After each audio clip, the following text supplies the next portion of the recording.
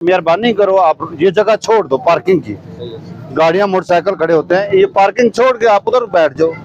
जगह तो है ना, ये जगह ना हो फिर है ना, सारा रास्ता ब्लॉक करके आप बैठे होते हैं। आ जाओ, ले आ, ले आ, ले आ।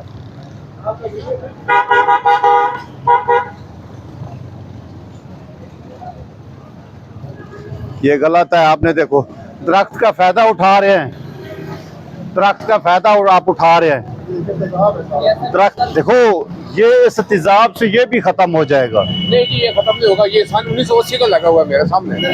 सन 1980 में तो आपकी दुकान ही नहीं थी इधर। नहीं जी, मैं 1979 का यहाँ पर अंदर लेके जाए। अंदर यहाँ पे सारे छप्पर होते थे पहले। 80 का 80 में इसने इतना बड़ा कद किया है, ये तेजाब की वजह से इसका कद भी नहीं बढ़ा। आप शटर के अंदर रखें, एक चीज अगर देखो इधर तक कोई रख लेते हैं ना, चीज 2 फुट जगह चीज कोई रख लेते हैं, ठीक है। अब ये स्टॉल इधर लगाए हुए हैं रोड में, वो तो आप ठीक कह रहे हैं, अच्छी बात।